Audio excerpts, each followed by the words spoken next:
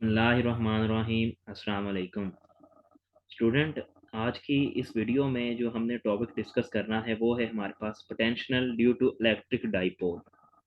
अब electric dipole का आपको पता है कि जब एक तरफ हमारे पास पॉजिटिव चार्ज हो और दूसरी तरफ नेगेटिव चार्ज हो, मतलब चार्ज दो हों, ऑपोजिट चार्जेस हों, लेकिन उनकी जो मैग्नीट्यूड है वो क्या हो, सेम हो, और वो एक स्मॉल डिस्टेंस डी के साथ अलग अलग हों, सेपरेट हों, देन वो मिलकर हमारे पास क्या बनाएंगे, एक इलेक्ट्रिक डाइपोल बनाएंगे।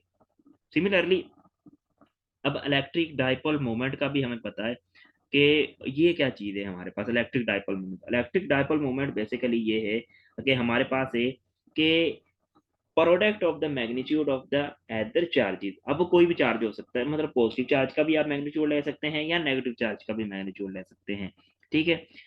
और and distance between two charges, किस किस का प्रोडक्ट है, एक तो आपके पास है यानी कि चार्ज के मैग्नीट्यूड का, क्यू का, और दूसरा आपके पास है डिस्टेंस, यानी कि जो उनके दरमियान जो डिस्टेंस है दो चार्जेस के दरमियान, उनका प्रोडक्ट अगर हम लेंगे तो वो क्या बनाएगा, इलेक्ट्रिक डाइपोल मूवमेंट बनाएगा, ठीक है।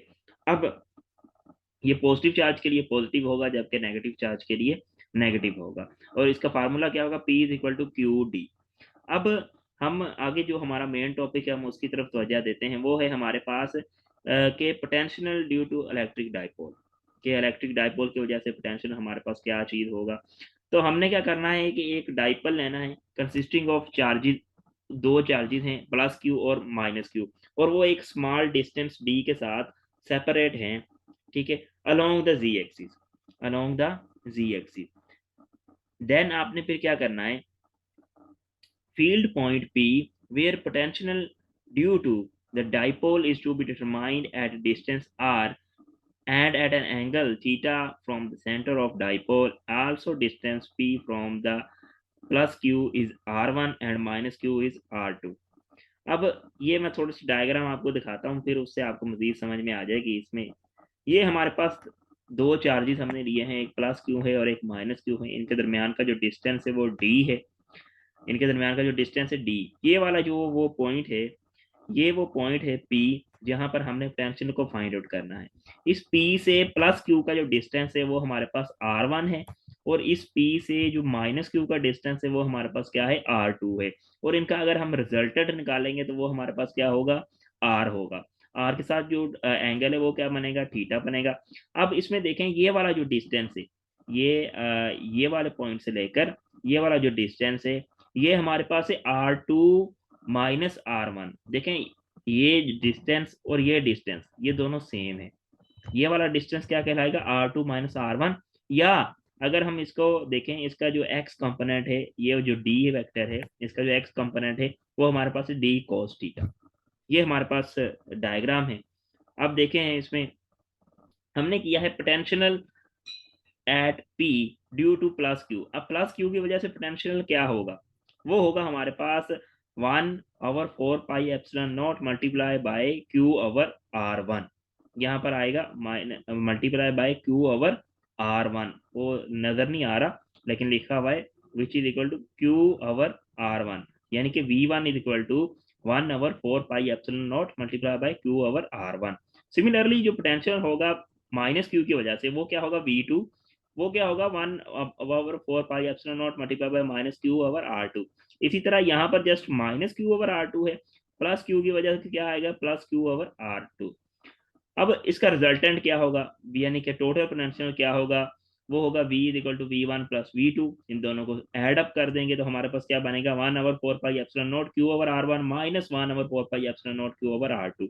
अब माइनस कैसे आया, अब ये वाला जो माइनस है और दरमियान में ये प्लस है, तो प्लस माइनस क्या हो जाएगा, माइनस, इस वजह से यहाँ पे क्या आ गया है, माइनस। अब 1/4 पाई एप्सिलॉन नॉट और क्यू, ये क्या है, कॉमन है, मतलब Q/4 pi epsilon not common है। इधर क्या रह जाएगा, 1/R1 माइनस 1/R2, ये रह जाएगा हमारे पास।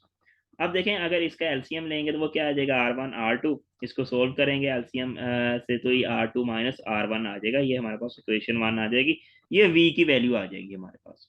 अब वो कहता है मजीद, इसमें अंदर वो कहता है कि एज जो R है वो वेरी वेरी ग्रेटर देन है D, यानी कि ये जो डिस्टेंस है ना D, ये वाला R, ये बहुत ज़्यादा, यहाँ पे तो खैर हमने छोटा दिखाया हुआ है, लेकिन ये बहुत ज़्यादा ग्रेटर है आर डी के साथ। देन R2 - R1 वो किसके बराबर होगा, डी कोस थीटा के। मैंने आपको बताया कि ये वाला जो ये इतनी लेंथ है ये किसके बराबर है, डी कोस थीटा, मतलब R2 - R1।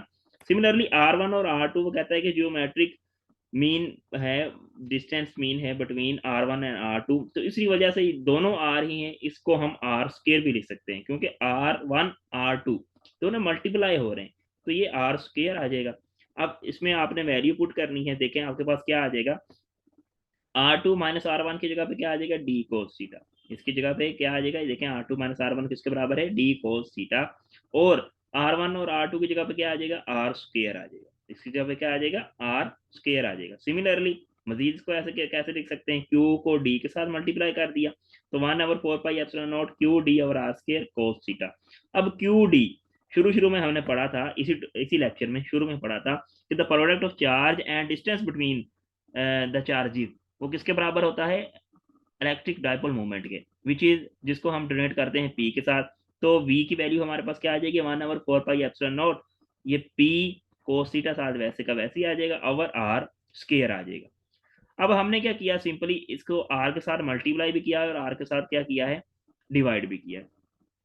आर के साथ क्या किया है हमने, मल्टीप्लाई भी किया है, और आर के साथ क्या किया है, डिवाइड भी किया है। तो ये वाला क्या बन जाएगा, पी, यहाँ पे आर आ जाएगा, पी आर कोस थीटा हो जाएगा, यहाँ पे आर क्यूब आ जाएगा, ये आर क्यूब तो ऐसे ही आ गया। तो पी आर कोस थीटा, यानी कि इसको हम लिख सकते हैं पी डॉट आर, यानी कि डॉट प्रोडक्ट खत्म करेंगे तो फिर इसे लिखेंगे पी आर कोस थीटा। तो ये हमारे पास है कि इलेक्ट्रिक पोटेंशियल की वैल्यू है due to the electric dipole. उम्मीद है कि आपको ये टॉपिक समझ में आया होगा। मिलते हैं नेक्स्ट लेक्चर में, तब तक दुआ में याद रखिएगा। अल्लाह हाफिज।